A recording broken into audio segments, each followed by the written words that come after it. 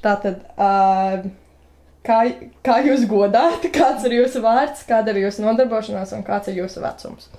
Mani sauc Elizabete Krasnā, man ir 16 gadi, un es mācos Ograsvaldes ģimnāzijā kultūras un mākslas novirzienā. Liela daļa mana stresa rodas no tā, ka es kaut kur pārāk ļoti iedziļinos, ka tas varbūt nebija nemaz tik dziļi, un tas nav loģiski. Cenšos neieciklēties uz lietām, kas tik ļoti, kas nenozīmē ļoti daudz, un mazliet dzīvot tā mierīgāk, un neuztraukties par lietām, kas ir tik nenozīmīgas. Mana mamma.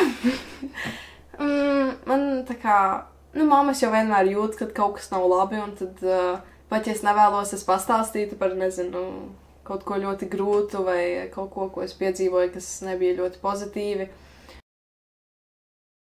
Man liekas, par to tik ļoti nerunā, jo tas varbūt nešķiet ļoti sociāli pieņemami runāt par mentālo veselību. Ka tas ir kaut kas, ko slēpt. Un es domāju, ka vairāk tādiem, es teiktu, uz slavenībām vajadzētu vairāk runāt, jo viņus ieklausītos nekā kaut kādā nezināmā, Ivarā no Jāņa vārtiem. Viņā neviens neklausītos. Skolā par to īsti nerunā. Varbūt daži cilvēki, kas vairāk runā par to, daži cilvēki, kas par to mazāk runā.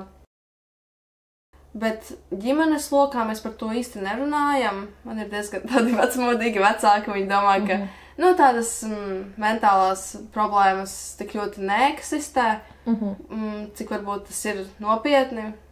Tā kā jā.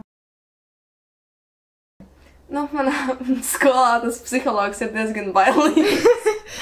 Un viņa man ir mazliet bail, bet, ja tā būtu sieviete, man būtu vieglāk ar viņu runāt nekā vīrieti. Okay. Tā sabiedrība, kurā es sevi, tā teikt, iesaistu, un kas ir mana vecuma cilvēki. Es domāju, ka šīs problēmas ir tā kā normalizētas, ka tas ir ok par šīm savām problēmām runāt, un ka tas nav nekas tāds. Cilvēki, kas ir vecāka gājuma, viņiem šķiet, ka varbūt mentālā veselība nav tik kā problēma un ka mēs to vienkārši izdomājam. Es domāju, ka pieaugušajiem, kas arī, lielākoties ir vecāki, viņiem varbūt liekas, ka viņu bērniem nevajag nekādu psihologu vai ar kādu parunāt, jo viņiem ir savu vecāku, ar ko runāt, bet ir lietas, ko bērni negrib stāstīt saviem vecākiem.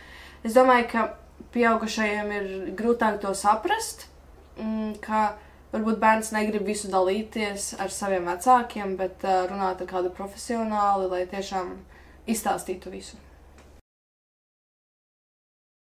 Sociālajie mēdī, kas palīdz un dod dažādas padomas, kā, piemēram, pievērkt stresu vai kaut kādas suicidālas domas, kas varbūt traucē ikdienā, bet ir arī tādi sociālie mēdī, kas to padara tādu ļoti negatīvu jautājumu, bet es ceru, ka šis video palīdzēs citiem cilvēkiem. Es ceru to, ka manai skolotājai Lienai Valaskalnei šis video ļoti patiks. Paldies par uzmanību! Super!